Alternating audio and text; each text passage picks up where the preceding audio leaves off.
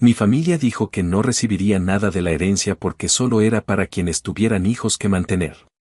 Años después, cuando todos estaban endeudados y vieron que yo tenía más estabilidad que todos juntos, me exigieron dinero.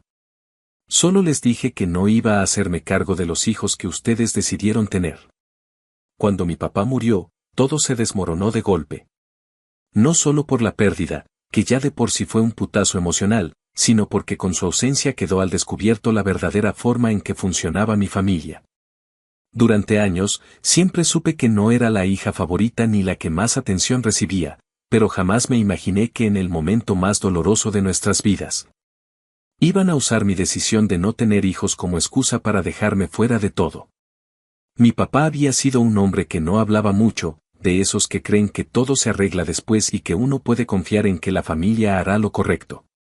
Siempre dijo que haría un testamento, que pondría las cosas en orden, que dejaría claro quién se quedaba con qué, pero al final nunca lo hizo. Y en cuanto él dejó de respirar, mi madre tomó el control como si fuera la única con derecho a decidir sobre lo que él había construido con años de esfuerzo. La conversación fue en la cocina de la casa, una semana después del entierro. Todavía estaban las coronas marchitas sobre la mesa del comedor y el portarretrato de mi papá en el centro, con una vela a medio consumir al lado. Nos reunieron a los tres: Daniel, el hijo mayor que tenía ya 3 niños y una esposa que se comportaba como si fuera la reina de la familia; Paula, la menor, que apenas tenía 27 años y ya iba por su segundo embarazo; y yo, la del medio, la diferente, la moderna, la que se cree gringa porque no tiene hijos. No va a misa y vive sola en un apartamento alquilado en lugar de en una casa con jardín. Mi madre se paró frente a nosotros como si fuera la portavoz de alguna junta importante y dijo, con esa voz que usaba cuando no quería que nadie la contradijera, que mi papá había sido muy claro con sus intenciones. Aunque nadie lo escuchó decir nada, y que la casa, el carro y los pocos ahorros que tenía serían divididos entre los hijos que tienen responsabilidad encima, refiriéndose, por supuesto, a mis hermanos. Yo pregunté con la voz temblorosa, tratando de mantenerme tranquila, qué pasaba conmigo, si también tenía derecho a algo, y ella respondió, sin mirarme siquiera, que yo no tenía a quien mantener, que no tenía hijos, que estaba sola y que era una adulta independiente, así que no necesitaba la herencia. No sé qué me dolió más, si el descaro de usar mi decisión de no ser madre como excusa para borrarme del mapa, o la forma tan fría en que lo dijo, como si hubiera estado esperando ese momento durante años. Daniel se limitó a asentir, como si todo fuera perfectamente lógico, y Paula hizo una mueca de incomodidad, pero no dijo nada. Nadie me defendió. Nadie alzó la voz. Era como si estuvieran hablando de otra persona, como si yo no fuera parte de esa familia, como si me hubieran invitado a esa reunión solo para que escuchara cómo me dejaban fuera. Mi madre terminó diciendo que la vida es dura cuando hay niños que alimentar, como si yo no hubiera vivido con 2 trabajos durante años, como si mis cuentas, mis rentas, mis gastos médicos y mis noches sin dormir fueran cosa de juego. Cuando me levanté para irme, ella dijo que si algún día tenía hijos, entendería. Le respondí que si algún día ellos se encontraban en la mierda, entenderían lo que era quedarse completamente sola mientras los demás se reparten lo que tú también ayudaste a construir. Salí de esa casa con un nudo en la garganta y la certeza de que algo se había roto para siempre. Me subí a mi carro, un sedán viejo pero funcional, y me quedé allí unos minutos con las manos en el volante, respirando hondo, tragándome el coraje y las lágrimas que querían salir. No lloré. No iba a darles el gusto. Lo que sí hice fue prometerme que desde ese momento, cada maldito centavo que ganara, cada esfuerzo que hiciera, sería únicamente para mí. Que jamás, bajo ninguna circunstancia, permitiría que vinieran a mí con la excusa de somos familia para pedirme lo que decidieron negarme. Si ellos creían que solo quienes tenían hijos merecían apoyo, entonces que fueran esos hijos quienes los sostuvieran cuando las cosas se pusieran feas. Porque si me excluyeron por no tener hijos, también me estaban liberando del deber de sostener a los suyos. Y eso, aunque doliera, me dio una claridad brutal. No me iban a ver rogando, ni suplicando, ni pidiendo migajas. Me iban a ver construyendo sola. Y cuando el tiempo les diera en la cara, que lo iba a hacer, yo iba a estar lo suficientemente lejos para no ser su salvavidas. Actualización 1. Pasaron poco más de 8 meses desde aquella conversación en la cocina de mi infancia hasta que volvió a sonar mi teléfono con el nombre de mi madre iluminando la pantalla. Para ese entonces yo ya me había mudado a un apartamento pequeño, lejos del vecindario donde crecí, en un complejo modesto pero tranquilo en Pasadena, Texas. Tenía un contrato a tiempo completo en una empresa de transporte logístico, había logrado estabilizar mis finanzas, pagar una vieja deuda médica que me venía arrastrando desde la universidad y empezar a construir un fondo de emergencia con el que soñaba desde hacía años. Era la primera vez en mi vida adulta que no tenía que contar los centavos para comprar papel higiénico o rechazar salir a cenar porque la cuenta de la luz me tenía contra la pared. Había días difíciles, sí, como los tiene todo el mundo, pero al menos no debía favores. No dependía de nadie. Y eso me daba una paz que no se compara con nada. Mi madre me llamó con la excusa de saber cómo estaba, pero no tardó ni 5 minutos en soltar que Daniel había tenido que dejar de trabajar unos días porque su esposa estaba enferma. Que los niños habían estado en casa y que el supermercado se había vuelto un infierno de precios imposibles. Me lo soltó como quien no quiere nada, pero con esa cadencia pasivo-agresiva que usaba cada vez que estaba por pedirme algo. Yo escuché, como si estuviera oyendo el parte del clima, sin interrumpirla, mientras caminaba por el apartamento con el teléfono en la oreja y la taza de café aún caliente entre las manos. Esperé, porque ya conocía el juego. Y entonces llegó la frase, esa que uno siente como un déjà vu, tú que no tienes hijos, mija, podrías ayudarnos un poquito, aunque sea mientras pasa esta racha. Me quedé un par de segundos en silencio, como quien duda si lo que escuchó fue real o solo producto de una broma de mal gusto. Recordé perfectamente cómo me sentí ese día en la cocina, cómo me miraron todos cuando mi madre decretó que la herencia era para quienes tuvieran hijos que mantener. Recordé esa sensación de estar parada en medio de tu propia familia y darte cuenta de que no vales nada para ellos si no cumples con la lista de requisitos que se inventaron para justificar su avaricia. Respiré hondo y respondí con la voz más serena que me fue posible, porque el coraje me quemaba por dentro pero no iba a dejar que me vieran perder el control. Le dije que entendía que estuvieran pasando momentos difíciles, pero que yo también tenía mis gastos, mis planes, mis responsabilidades. Que no tener hijos no significaba tener la vida resuelta, y que tampoco iba a cargar con los hijos de nadie solo porque ellos no supieron planificarse. Se hizo un silencio incómodo, y entonces soltó ese suspiro que usaba cada vez que quería hacerme sentir culpable, nunca pensé que ibas a ser tan egoísta. Le contesté que yo tampoco pensé que ella me iba a dejar fuera de todo lo que le dejó mi papá, pero lo hizo. Que cuando ella tomó la decisión de dividirlo todo entre mis hermanos por el simple hecho de que ellos habían decidido tener hijos, también me estaba dejando fuera de cualquier compromiso futuro. Que si el criterio era ese, entonces que lo aplicaran hasta el final. Que ahora, si las cosas iban mal, no era a mí a quien tenían que recurrir. Porque yo no les debía absolutamente nada. Me colgó sin decir adiós. No me sorprendió. Siempre fue así. Y 2 días después, como si estuvieran sincronizados, Daniel me mandó un mensaje largo, lleno de indirectas y frases como algún día vas a necesitar a tu familia o los niños no tienen la culpa de que tú seas tan cerrada. Lo dejé en visto. No respondí. No porque no tuviera que decir, sino porque no quería gastar ni una palabra más en alguien que durante años me hizo sentir que solo valía si me adaptaba al molde familiar.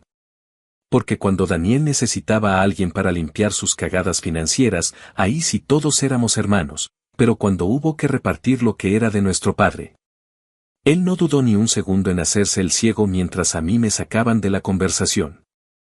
La siguiente vez que supe de ellos fue por Paula, que me escribió por Facebook pidiéndome una ayudita para comprarle a su hijo los útiles escolares. Le dije que no podía ayudarla y me respondió con un qué triste que pongas el dinero por encima de tu sangre. Cerré el chat y bloqueé su cuenta. Y no me sentí mal. Porque si hay algo que aprendí en esos meses fue que la sangre no te obliga a bancarte humillaciones, ni a pagar decisiones ajenas. Ni a cargar con hijos que no son tuyos solo porque alguien cree que tu útero vacío equivale a una cuenta bancaria sin fondo. Empecé a dedicarme a mí, con más ganas. Me metí a un curso de finanzas personales, aprendí a invertir en fondos indexados, abrí una cuenta IRA, y comencé a pensar seriamente en comprar una propiedad pequeña, aunque fuera lejos del centro. No porque tuviera mucho dinero, sino porque estaba cansada de pagar renta sabiendo que estaba tirando mi esfuerzo a la basura. Mis fines de semana eran distintos. Ya no sentía esa presión de tener que hacerme presente en eventos familiares solo para aparentar que todo estaba bien.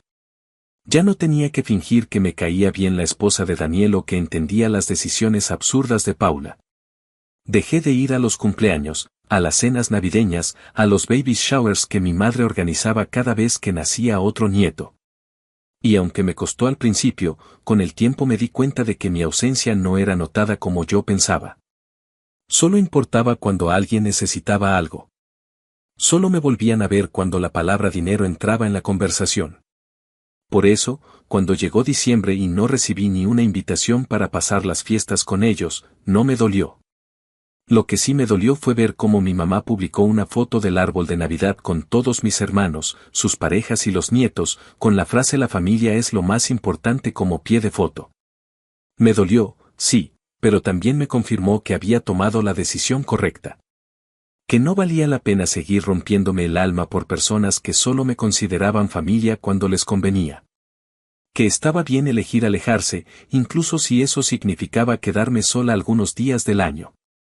La primera vez que pasé una Navidad sola, pedí comida china, vi una película tonta y me dormí temprano. Y al despertar el 25 de diciembre, por primera vez en años, no sentí ansiedad. No sentí que tenía que sonreír por compromiso. No sentí que estaba aguantando burlas pasivo-agresivas o preguntas sobre cuándo iba a tener hijos. Me sentí tranquila. Y eso, para mí, fue el primer regalo que me di después de una vida entera dejándome al final de mi propia lista. No sé qué vendrá después, pero sí sé que no volveré a ceder. No voy a abrir la puerta a medias. No voy a prestar dinero que no me devolverán. No voy a cuidar hijos que no parí. Y, sobre todo, no voy a quedarme callada mientras otros intentan reescribir la historia como si yo nunca hubiera sido parte de ella. Porque sí lo fui. Solo que ellos decidieron borrarme. Y ahora que no estoy, resulta que hacen falta. Pues qué pena. Porque yo no estoy disponible. No más. Nunca más. Actualización 2. Pasaron casi 2 años completos desde esa última Navidad hasta que, una tarde de agosto, mientras revisaba unos documentos del banco sentada frente a mi escritorio, ya en mi nueva casa. Un pequeño pero digno condominio que pude costear con un préstamo FHA y muchísimo sacrificio, vi llegar a mi puerta una carta sin remitente, metida en un sobre blanco y barato. Era de esas cartas que uno intuye de inmediato que no traen nada bueno. La abrí con cierta incomodidad, y no me equivoqué, era de parte de la Asociación de Propietarios de la antigua casa familiar, informándome que la propiedad, aún a nombre de mi madre, estaba a punto de ser notificada por acumulación de multas y cuentas vencidas. No entendía por qué me lo enviaban a mí, hasta que leí más abajo, alguien, no decía quién, pero todos sabemos quién, les había dado mi nombre y mi nueva dirección como contacto alternativo de emergencia. No tenía ni idea de cómo habían conseguido mis datos, pero sentí un escalofrío en la nuca al darme cuenta de que mis límites no estaban siendo respetados ni siquiera en lo más básico, mi privacidad. Llamé directamente al número que aparecía en la carta. Me atendió una mujer amable, que me explicó que habían recibido quejas de vecinos por la condición del jardín, basura acumulada, y ruido constante durante la noche. Además, la cuenta de mantenimiento estaba sin pagar desde hacía meses. Le dejé claro, con toda la educación que me permitió la rabia que hervía en mi garganta, que yo no vivía ahí, que no tenía ninguna relación legal con esa propiedad. Y que no era responsable de absolutamente nada relacionado con ella. Me pidió disculpas y prometió corregir la información, pero la incomodidad ya estaba sembrada. Ese mismo día, casi como si lo hubieran hecho a propósito, recibí un mensaje de Paula. Era una mezcla de excusas, dramatismo barato y súplicas mal disimuladas. Me decía que mi mamá estaba pasando por un mal momento y que si podía colaborar aunque sea con un poco para ayudar a mantener la casa de todos. Me tomó 20 minutos contestarle. No porque no supiera qué decir, sino porque tenía que redactarlo de manera que no dejara espacio para malinterpretaciones. Le escribí que la casa no era de todos. Que la casa fue deliberadamente dividida entre quienes, en palabras exactas de nuestra madre, tenían hijos que mantener. Que si ahora la situación se les había salido de las manos, debían enfrentarlo con la misma firmeza con la que me excluyeron cuando me necesitaban. Le recordé que no tener hijos no me convertía en una especie de billetera de respaldo, y que mi estabilidad no era una fuente abierta de recursos para remendar errores ajenos. Su respuesta fue instantánea y predecible: no puede ser tan cruel, somos sangre. Esa palabra, sangre, me taladró la cabeza durante días.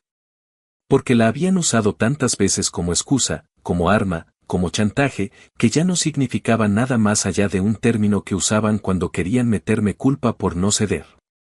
Las semanas siguientes fueron una especie de desfile de mensajes pasivo-agresivos.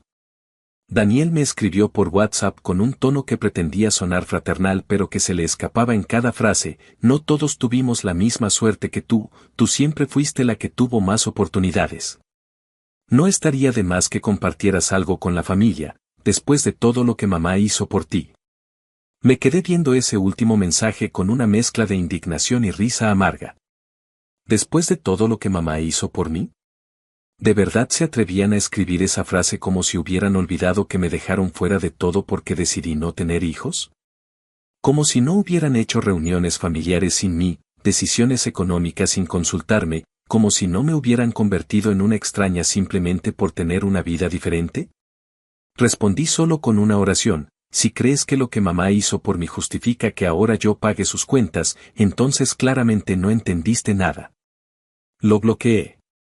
Y lo mismo hice con Paula cuando, unos días después, me envió fotos de la casa con muebles en el jardín y escribió: así está quedando nuestra infancia. Usaban la nostalgia como si fuera moneda de cambio, pero ya no surtía efecto. Porque la infancia que yo viví en esa casa no fue un recuerdo feliz. Fue el lugar donde aprendí a callar para no incomodar, a hacerme pequeña para no estorbar, a sentir que siempre estaba en deuda por no tener hijos como los demás. Esa casa no era un hogar. Era una deuda emocional disfrazada de recuerdo. Un par de meses después, en noviembre, me enteré por una tía que la situación había empeorado. Que habían dejado de pagar el seguro de la propiedad. Que los vecinos estaban cansados. Que la casa tenía goteras, que la electricidad fallaba, que nadie se hacía cargo. También me dijo que mi madre había estado diciendo en voz alta, durante reuniones familiares, que yo me desentendí de ella completamente, que la tenía en el abandono como si fuera una carga. Me hervía la sangre, no por lo que decía, sino por lo que callaba. Que fue ella quien me negó. Que fue ella quien me sacó del mapa. Que fui yo la que se reconstruyó desde cero sin pedirle a nadie más que lo mínimo, que no me jodieran. Lo peor vino a finales de ese mes. Recibí una notificación de cobro a nombre de mi madre, enviada erróneamente a mi dirección, porque, una vez más, había usado mis datos como contacto de respaldo en un préstamo personal de esos que sacan con tasas altísimas para salir del paso. Había firmado como jubilada con apoyo familiar, usando mi nombre como el de la persona que la ayudaba mensualmente. Casi rompí el papel de la rabia. Me senté, redacté una carta certificada al banco, adjunté copia de mi licencia, prueba de dirección y una declaración firmada ante notario donde especificaba que no tenía vínculo financiero alguno con ella ni con esa propiedad. Les pedí que eliminaran mi nombre de sus registros o me vería obligada a tomar acciones legales. Fue el colmo. Esa fue la gota que me empujó a entender que no había retorno. Que ya no se trataba solo de límites emocionales o familiares. Se trataba de defenderme legalmente de gente que me usaba como salvavidas mientras me insultaban con la boca llena. Desde entonces me juré que si volvían a buscarme, no habría conversación. Solo documentos. Que cada intento de manipulación se respondería con silencio o abogados. Porque lo que ellos llaman familia, yo ya lo aprendí a reconocer como dependencia tóxica, como abuso maquillado de cariño, como conveniencia disfrazada de lazo sanguíneo. Y no lo iba a seguir permitiendo. Ellos eligieron su camino, y yo también elegí el mío. Y en el mío, por fin, no caben los chantajes disfrazados de amor. Actualización 3. Pasó casi un año entero sin que nadie de mi familia me buscara directamente. Era como si hubieran comprendido, por fin, que yo ya no estaba disponible para sus juegos, sus deudas ni sus chantajes emocionales. El silencio me sabía a victoria. Me había acostumbrado a vivir sin sus llamadas llenas de reproches, sin sus mensajes pasivo-agresivos, sin sus constantes intentos de meterme en responsabilidades que no me correspondían. Yo seguía en lo mío, trabajando como nunca, pagando mi hipoteca con esfuerzo pero sin retrasos, decorando mi casa poco a poco, pieza por pieza, con lo que podía permitirme sin endeudarme. Había aprendido a decirme que estaba bien no tener todo de inmediato, que no necesitaba llenar mi casa con lujos prestados para demostrar que valía. Lo importante era que todo lo que había allí, desde el colchón hasta la lámpara del escritorio, era mío. Nadie me lo había regalado. Nadie me lo había dejado como compensación. Todo estaba allí porque yo lo trabajé. Y ese sentimiento era adictivo. Pero como toda historia donde hay una familia con cero respeto por los límites, la paz no duró demasiado. En octubre del año pasado, mientras estaba trabajando desde casa, me llegó un correo electrónico de una agencia de cobros. Al principio pensé que era spam, un error, algo que podía ignorar. Pero el correo venía con mi nombre completo, mi número de seguro social parcialmente oculto y una deuda que no reconocía, una tarjeta de crédito abierta hacía 6 meses en una cadena de tiendas por departamento. Me quedé paralizada. Nunca había tenido una cuenta allí. Nunca había firmado nada con ellos. Y menos aún había autorizado que me hicieran cargos de más de 2.500 pesos en electrodomésticos, juguetes, ropa infantil y una televisión de 70 pulgadas. Sentí que el estómago se me revolvía. No era solo la indignación de que alguien hubiera usado mi información. Era el miedo frío de saber que, otra vez, habían cruzado una línea que creí bien sellada.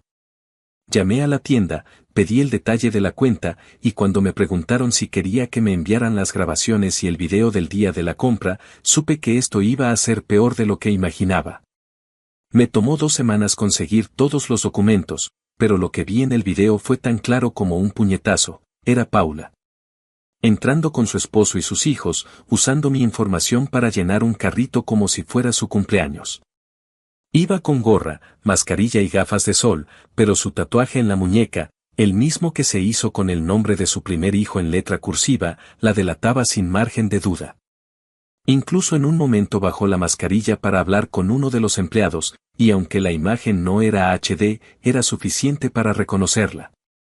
El empleado, al parecer, no pidió identificación porque la cuenta estaba preaprobada, gracias a los datos que alguien había ingresado online semanas antes.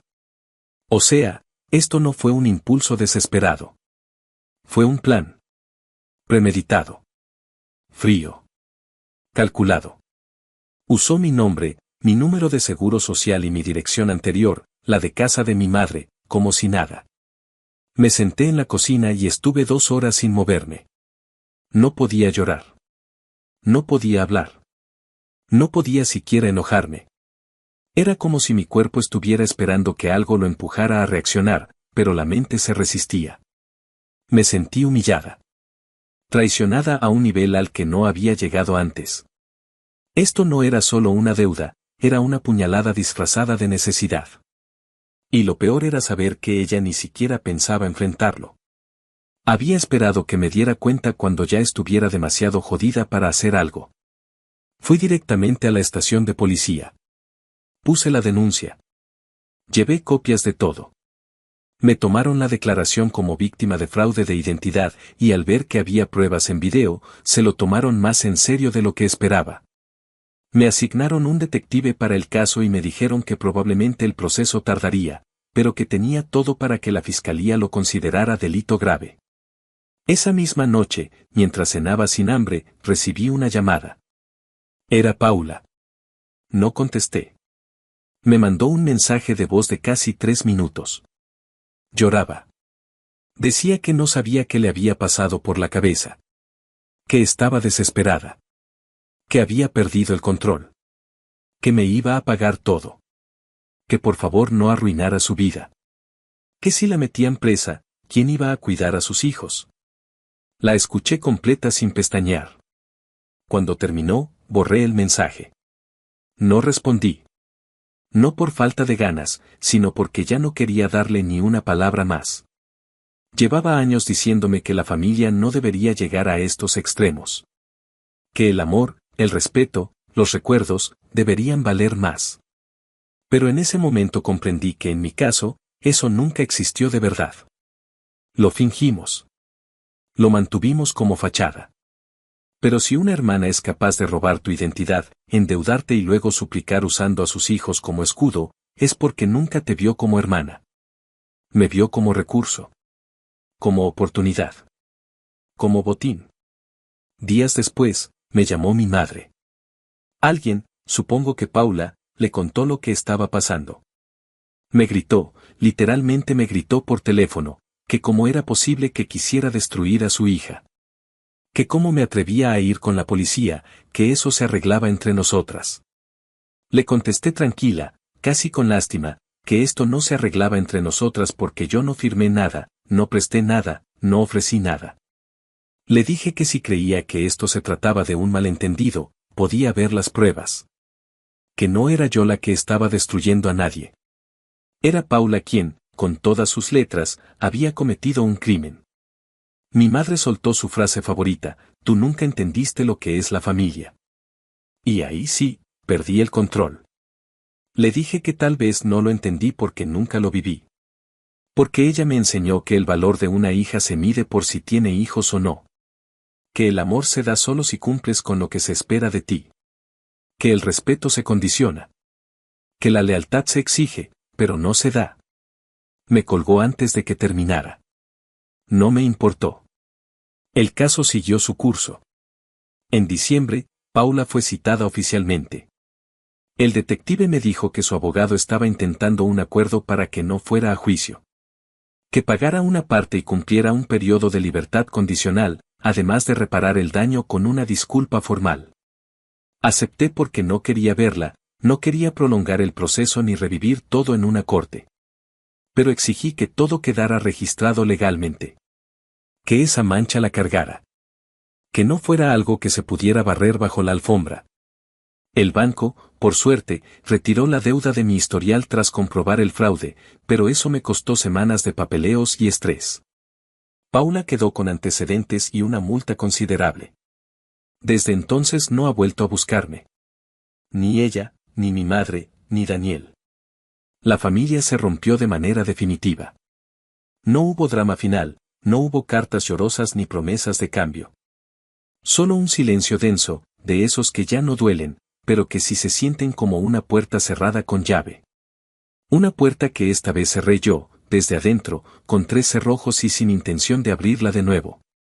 Porque una cosa es perdonar, y otra muy distinta es volver a poner el cuello para que te corten la cabeza. Y yo ya no tengo espacio para más cicatrices de la misma gente. Ya no más. Nunca más. Actualización 4. Pasaron 7 meses sin una sola palabra, ni una llamada, ni un mensaje. Era como si, por fin, hubieran entendido que yo ya no iba a estar para sostener el peso de sus vidas.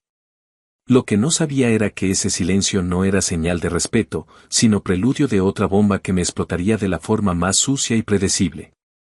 Me enteré a través de una compañera del trabajo que vive a un par de cuadras de la antigua casa de mi madre. Ella me escribió un día, casi con pena, para contarme que había un cartel de foreclosure colgado frente a la propiedad. No lo creí de inmediato, pero al día siguiente, por puro instinto, manejé hasta allá. Me estacioné a una cuadra, bajé del carro sin prisa, con el pecho apretado y los recuerdos martillándome la cabeza. Y sí, ahí estaba, el letrero rojo y blanco pegado a la ventana, anunciando que la casa iba a ser subastada por el condado si no se regularizaban los pagos atrasados. El jardín estaba descuidado, la pintura de la fachada pelada, y la puerta tenía marcas de humedad. Ni rastro del hogar que se suponía era para quienes tienen hijos que mantener. Me fui sin tocar el timbre. Ya no me correspondía. Pero esa noche no dormí. Tenía el cerebro girando como una licuadora. Pensaba en mi papá, en cómo se habría sentido al ver que la casa que tanto le costó mantener, con su espalda rota y sus turnos eternos, iba a terminar subastada por malas decisiones. Pensaba también en mi mamá, que un día se creyó con la autoridad para decidir quién merecía algo y quién no, y claro que pensaba en mí, en la versión de mí que salió de esa misma casa rota y herida. Y que tuvo que construirse sola, mientras los demás usaban el apellido familiar como boleto para vivir sin consecuencias. Durante los días siguientes, llamé al número del condado. Me hice pasar por una interesada en la propiedad y pregunté los detalles del proceso. Me dijeron que había múltiples pagos pendientes, impuestos acumulados, y una línea de crédito abierta contra el valor de la casa que ya había vencido. Les pregunté si alguien había intentado salvarla.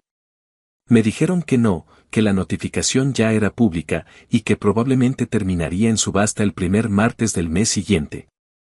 Al colgar, me quedé sentada frente al escritorio, con el teléfono en una mano y una taza de café frío en la otra. Pensé en dejarlo pasar. En que no era mi problema. En que ellos eligieron su camino. Pero algo me carcomía por dentro, una mezcla de rencor antiguo y necesidad de cerrar el ciclo a mi manera. Así que hablé con un amigo que trabaja en bienes raíces y le pregunté qué podía hacer legalmente. Me explicó que podía comprar la deuda antes de la subasta si negociaba con el banco, o que podía presentarme el día de la subasta y ofertar como cualquier otro comprador. Lo pensé durante 2 semanas completas. No por indecisión, sino porque quería asegurarme de que lo hacía por las razones correctas. Y al final entendí que sí, que lo iba a hacer. Pero no por ellos. Por mí. Porque si esa casa iba a tener un nuevo dueño, que fuera alguien que supiera lo que vale, lo que costó, lo que dolió. Me presenté el primer martes de ese mes en el edificio del condado. Era un lugar frío, con sillas metálicas y olor a papeles viejos. Me sentí fuera de lugar, pero no me fui. Esperé a que llamaran el número de la propiedad y levanté la mano sin titubear. Mi oferta fue suficiente. Nadie más ofertó. Me entregaron un sobre con los documentos temporales y me explicaron los pasos a seguir. Salí de ahí con una mezcla de triunfo y tristeza que no sé cómo describir. Porque sí, técnicamente había recuperado la casa, pero no era una victoria limpia. Era el resultado de una tragedia familiar envuelta en orgullo, egoísmo y negligencia. A los pocos días, cuando se hizo oficial que yo era la nueva dueña, mi madre apareció en mi puerta. No sé cómo supo que fui yo quien compró la propiedad, pero no me sorprendió. Llegó sin previo aviso, con cara de cansancio, una bolsa de plástico en la mano y los ojos rojos. Me pidió pasar. No la dejé. Hablamos en el porche. Me preguntó si era cierto. Le dije que sí. Me preguntó si los iba a dejar vivir allí. Le dije que no. Que podían quedarse como inquilinos durante 6 meses, bajo contrato, pagando renta completa y con reglas claras. Que si incumplían, se irían. Y que si esperaban algún trato especial por ser familia, podían ir quitándose la idea de la cabeza. Ella se quedó callada. No lloró. No suplicó. Solo murmuró que no me reconocía. Le contesté que eso tenía sentido, porque nunca se molestó en conocer quién era yo fuera del rol que me quiso imponer. Envié los contratos por correo certificado, uno para ella, otro para Paula y otro para Daniel, porque sabía que todos vivían ahí, en distintas habitaciones, como si fueran una comuna improvisada de fracasos acumulados. Al principio no firmaron. Intentaron hacerme cambiar de opinión, enviarme mensajes con excusas, con promesas, con recuerdos manipulados. No respondí. Finalmente, cuando el plazo casi vencía, firmaron los documentos y aceptaron las condiciones. Durante los primeros 2 meses pagaron la renta puntualmente, aunque no faltaron los comentarios sarcásticos por mensaje de texto, los reclamos sutiles disfrazados de bromas. Y los intentos de que les diera algún tipo de plazo o descuento. No lo hice. Cada mes enviaba el recibo, el aviso de pago, y los recordatorios, tal como lo haría cualquier arrendador con cualquier otro inquilino. Porque eso eran ahora. Inquilinos. No mi familia. No mis dependientes. No mis responsabilidades. El tercer mes dejaron de pagar a tiempo. Una semana de atraso. Luego 2. El cuarto mes llegaron con la excusa de que uno de los niños se había enfermado y habían tenido que usar el dinero para medicinas. Les recordé que ese no era mi problema. Que el contrato era claro. Que yo también tenía mis gastos, mis facturas, mis emergencias. Que si no pagaban, se iniciaba el proceso de desalojo. Mi madre me dijo que estaba actuando como una extraña. Le respondí que eso era exactamente lo que ahora éramos. Extraños. Gente que comparte pasado, pero no presente. Ni valores. Ni vínculos reales. No lo dije con rabia. Lo dije con la calma que solo se gana después de haberte tragado la misma piedra durante demasiados años. Porque si algo aprendí en todo este camino, es que no puedes construir el futuro con gente que insiste en vivir atrapada en sus propios errores. Que no puedes ayudar a quien te ve como obligación y no como persona. Y que la familia, cuando se comporta como enemigo, tiene que recibir el mismo trato que cualquier otra amenaza, con límites, con distancia, con firmeza. Compré la casa no para salvarlos. La compré para que dejaran de cargarla de ruina. Para que, si algún día decidían irse, por fin pudiera cerrar esa puerta de una vez y para siempre, sin deberle a nadie más que a mí misma. Porque lo que ellos desperdiciaron por años, yo lo convertí en un recordatorio de que ya no me pueden tocar. Ni con culpas. Ni con llantos. Ni con su famosa sangre. Porque mi sangre ahora late por mí. Y para mí. Actualización 5. A finales de julio, exactamente un año después de haber comprado la casa en la subasta, llegó el punto de quiebre que había estado viendo venir desde el primer incumplimiento, como un tren que uno ve desde lejos y que, aunque frene un poco, igual termina descarrilándose. El contrato de arriendo que les impuse a mi madre, Paula y Daniel se vencía a principios de agosto. Ya habían pasado los 6 meses que yo misma fijé como límite, 6 meses con pagos parciales, retrasos constantes, excusas recicladas y llamadas evitadas. Ninguno de ellos, absolutamente ninguno, cumplió su palabra. Nunca pagaron completos, nunca respondieron con honestidad y nunca dejaron de intentar manipular las reglas. Al contrario, fueron 6 meses de desgaste mental y emocional, donde cada día tenía que estar revisando si habían depositado, si habían llamado a la gente para quejarse por el monto, si habían tenido la audacia de llamarme abusiva por cobrar exactamente lo que se estipuló en el contrato que ellos mismos firmaron. Durante ese tiempo, fui paciente. Excesivamente paciente, diría yo. Les di recordatorios con educación, les envié avisos con fechas claras y me aseguré de que todo estuviera documentado. Porque sabía, muy dentro de mí, que si llegábamos al desalojo, ellos iban a querer hacerse las víctimas. Que iban a correr a decir que los dejé en la calle, que les quité su casa, que fui inhumana y desalmada. Y no les iba a dar ni una sola grieta para que distorsionaran los hechos. Cuando julio comenzó y ya debían mes y medio de renta, con intereses acumulados, envié el aviso final. Era un documento legal, sin adornos. Tenían 15 días para desalojar la propiedad o enfrentarse al proceso judicial. Lo envié por correo certificado, con acuse de recibo. Lo entregó un notificador profesional. No quise tener ningún contacto directo con ellos. Ni una conversación. Ni una explicación. Porque ya no tenía energía para escuchar otra vez la misma basura emocional de siempre. Los mensajes comenzaron la misma tarde. Primero fue Paula, con un correo lleno de frases tipo por favor, piénsalo mejor y no me hagas esto a mí y a los niños. Después mi madre, con una nota escrita a mano que alguien dejó en la puerta de mi casa. Era un cúmulo de rencor disfrazado de súplica, diciéndome que siempre fue su casa y que yo no podía quitársela así. Lo leí una sola vez, lo arrugué y lo tiré al bote de basura. No porque no doliera. Claro que dolía. Pero era un dolor que ya no podía ganarme. El día que venció el plazo y no se habían ido, presenté la solicitud formal de desalojo ante la Corte del Condado.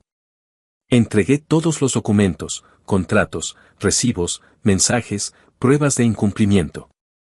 El juez me citó a los 10 días. Me presenté con un abogado que contraté especialmente para esto, porque no iba a cometer el error de enfrentarme sola otra vez. En la audiencia, ellos llegaron con cara de tragedia, como si fueran víctimas de una injusticia histórica. Mi madre tenía una carpeta con papeles sueltos que ni siquiera tenían relación con el caso. Daniel habló como si el juez fuera un consejero familiar, diciendo que todo esto era un malentendido y que ella sabe que no lo hacemos por maldad. Paula lloró. No sé si por vergüenza o por conveniencia. Tal vez ambas. Cuando fue mi turno de hablar, no lo hice desde la rabia, sino desde la claridad. Dije que la propiedad me pertenecía legalmente. Que les ofrecí un contrato justo. Que durante 6 meses no cumplieron ni una sola vez con los pagos completos. Que no acepté retrasos, sino que los documenté. Que cada excusa que dieron fue usada una y otra vez como si eso anulara la responsabilidad. El juez no necesitó mucho tiempo. Acordó el desalojo. Les dio 2 semanas exactas para salir. Sin prórrogas. Sin discusión. La llamada final llegó 3 días antes de la fecha límite. Era mi madre. Su voz ya no era la de una mujer orgullosa, sino la de alguien que se sabe derrotado. Me dijo que no sabían a dónde ir, que los niños no tienen culpa, que esto no era lo que papá hubiera querido. Yo escuché en silencio. La dejé hablar. Cuando terminó, le dije que lo que papá no hubiera querido, probablemente, era que ella manipulara su muerte para dividir la familia como lo hizo. Que él no firmó jamás un testamento excluyéndome. Que fue ella quien decidió que solo merecían herencia quienes tuvieran hijos. Que cuando yo necesité apoyo, me dejaron sola. Y que ahora, lo único que estaba haciendo era lo que ellos mismos me enseñaron, sobrevivir sola. El día del desalojo, me presenté con el sheriff y una empresa de mudanzas que contraté para facilitar el proceso. Llegué temprano, con café en la mano y el corazón latiendo lento, como si cada paso fuera una confirmación de que no había marcha atrás.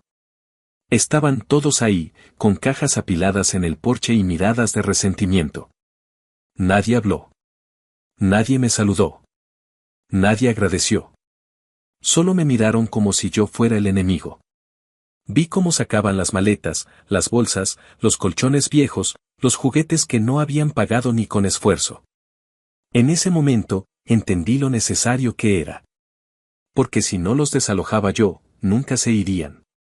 Vivirían ahí para siempre, exigiendo que yo cargara con el desastre de una familia que solo me reconoció como miembro cuando les convenía. Después de que se fueron, entré a la casa. No sabía con qué iba a encontrarme. Pero lo que vi me dejó el estómago revuelto. Habían dejado la cocina hecha un desastre, manchas de moho en una de las paredes, puertas flojas, una ventana rota en el cuarto que solía ser mío. El baño principal estaba en condiciones lamentables. No fue solo abandono, fue un acto de desprecio. Como si su última manera de vengarse fuera dejarme una casa destruida. No lloré. No me enojé. Solo llamé al contratista que ya tenía en lista de espera y le pedí que viniera lo antes posible. En 2 semanas, los arreglos empezaron. Pintura nueva, pisos restaurados, cocina renovada. Y para finales de septiembre, la propiedad estaba lista para alquilarse a extraños. A personas que, con suerte, pagarían a tiempo y tratarían la casa mejor que mi propia sangre. Ese mes firmé un contrato de arrendamiento con una pareja de enfermeros que buscaban un lugar tranquilo para vivir. Gente decente. Sin excusas. Sin dramas. Pagaron el primer mes y el depósito en efectivo. Y al verlos entrar, felices, agradecidos, me di cuenta de que esa casa por fin tenía una nueva historia. Una que no me dolía. Una que ya no me ataba al pasado. Unas semanas después, me crucé con Daniel en un supermercado. Me vio de lejos y se acercó. Quiso empezar a hablar con un sabes que esto se salió de control, pero no le di chance. Le dije que si pensaba convertir cada encuentro en una escena de culpa, que se ahorrara el discurso. Me miró como si no me reconociera. Le dije que yo ya no era la hermana menor que aguantaba las burlas y los desprecios. Que ahora era la mujer que se hizo cargo de su vida sola, sin la ayuda de nadie, y que si eso le molestaba, era su problema, no el mío. Esa noche, mientras leía en mi sala, con el aire encendido, el recibo de renta del mes recién pagado en mi correo y una copa de vino a medio terminar, supe que la historia ya no la estaban escribiendo ellos. La estaba escribiendo yo. Sin herencias malditas. Sin culpas. Sin deudas emocionales. Solo yo, mi espacio, mi tiempo, y una certeza grabada en cada rincón de mi pecho: no me voy a hacer cargo de los hijos que ustedes decidieron tener. Porque mi vida, por fin, me pertenece. Y no pienso volver a regalarla. Actualización final. Ha pasado un año completo desde aquella mañana en que vi salir a mi madre y a mis hermanos de la casa que creyeron suya por derecho divino. Arrastrando cajas viejas y cargando en el rostro esa mezcla de orgullo herido y rabia contenida que tanto los caracterizaba. Un año entero desde que me paré al borde de la acera, con los brazos cruzados y el estómago hecho un nudo, viendo cómo abandonaban por última vez la propiedad que, durante años, usaron como símbolo de herencia y linaje. Pero que en realidad fue solo una casa mal cuidada por gente que nunca aprendió a sostener nada. En ese tiempo, no volví a recibir ni una llamada ni un mensaje. Ni amenazas, ni súplicas, ni explicaciones disfrazadas de disculpa. Nada. Fue como si, al sacarlos físicamente de ese espacio, también se rompiera el último hilo que me ataba emocionalmente a ellos. Y fue liberador. No en el sentido ruidoso y espectacular con el que uno fantasea cuando sueña con justicia, sino en el más real, ese silencio denso pero pacífico, donde ya no hay necesidad de pelear porque, finalmente, no queda nadie que espere algo de ti.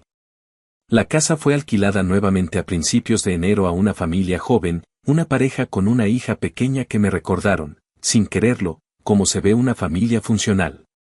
Les entregué las llaves personalmente, les di un recorrido por la propiedad.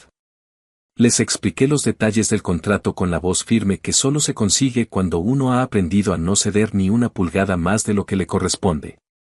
No tuve que decirles que cuidaran la casa, porque lo hicieron desde el primer día.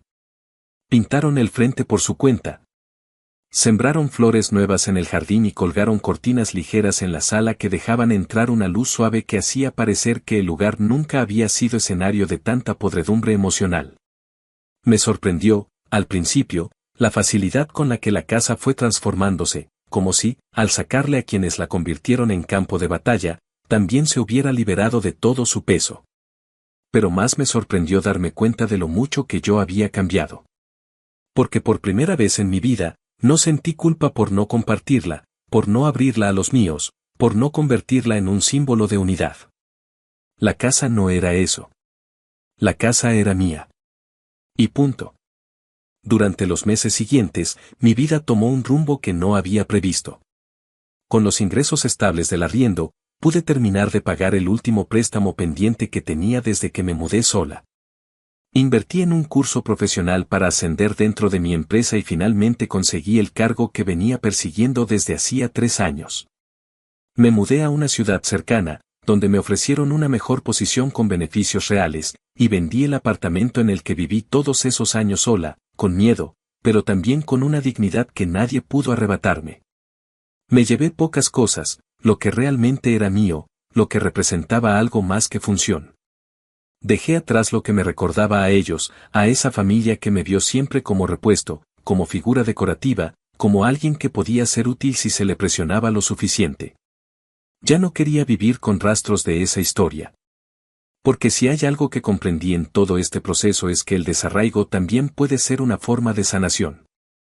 Que uno no tiene que cargar siempre con la cruz que le heredaron solo porque lleva su apellido grabado. En una tarde cualquiera de abril, mientras acomodaba cajas en mi nuevo apartamento, recibí una carta. No era de mi familia. Era del abogado que había contratado para formalizar la compra de la casa. Dentro venía una copia actualizada del registro de propiedad, a mi nombre, con todas las deudas saldadas y los impuestos al día. También venía una nota suya, breve pero contundente, donde me felicitaba por haber hecho lo que mucha gente no puede, poner límites legales a su familia sin quebrarse en el intento. Me quedé mirando esa frase por largo rato. Porque era verdad. Porque sí me quise quebrar. Muchas veces. Porque hubo noches en que no dormí, en que me sentí una maldita por negarme a ayudar, en que me pregunté si acaso tenía un hueco en el pecho donde debería ir la compasión. Pero al final entendí que compasión no es sacrificio ciego. Que amor no es permitir que te destruyan. Que ayudar a otros no debe significar dejar de vivir tu propia vida. Meses después, en pleno verano, me crucé en una feria local con una de las primas lejanas de mi madre. Nos saludamos con cortesía. Conversamos brevemente sobre el clima, la música, los puestos de comida. Y luego, sin rodeos, me preguntó si era cierto lo que se decía, que había dejado en la calle a toda mi familia. Me reí. No por burla, sino porque ya ni siquiera me dolía ese discurso. Le contesté que lo único que había hecho era aplicar las mismas reglas que ellos me impusieron. Que si para ellos, no tener hijos me hacía menos merecedora de un techo, entonces también me hacía menos responsable de las vidas que ellos decidieron traer al mundo. Que si me dejaron fuera cuando se trató de heredar, no podían meterme dentro cuando se trataba de pagar las cuentas. Que si me acusaron de egoísta por escoger otra forma de vida, entonces tampoco podían exigirme generosidad cuando su camino se les desmoronó. Me miró con una mezcla de incomodidad y respeto. No dijo más. Esa noche, al volver a casa, me senté en el balcón con una copa de vino y un cuaderno nuevo. Empecé a escribir todo desde el principio, no por necesidad de revivirlo, sino por cerrar la historia a mi manera. Y al llegar a la parte en que me dijeron que no recibiría nada porque solo era para quienes tuvieran hijos que mantener, me detuve. Pensé en esa frase como quien ve por fin el truco detrás del truco. Porque esa frase fue su justificación, su carta blanca para excluirme, su escudo para repartirse lo que no les pertenecía sin sentir vergüenza. Pero también fue mi chispa. La semilla de todo lo que vino después. Porque gracias a ese desprecio, aprendí a sobrevivir sin ellos. Aprendí a blindarme. A defenderme. A tomar decisiones difíciles sin pedir perdón. Hoy, con todo ya en su lugar, puedo decirlo sin temor, sin rabia, sin amargura, no me voy a hacer cargo de los hijos que ustedes decidieron tener. No soy su madre sustituta. No soy su plan B. No soy su respuesta fácil cuando todo se va al carajo. Soy una mujer que aprendió sola lo que ustedes nunca supieron enseñarle, que el amor no puede ser una excusa para explotar a alguien. Que la sangre no es un contrato. Que la familia no siempre es refugio. Y que, a veces, la única forma de salvarse es cerrar la puerta y no volver a mirar atrás. Porque cuando me dejaron fuera, creyeron que me condenaban. Pero lo que realmente hicieron fue darme la libertad más valiosa de todas, la de no deberle nada a nadie. Ni explicaciones. Ni ayuda. Ni perdón. Nada.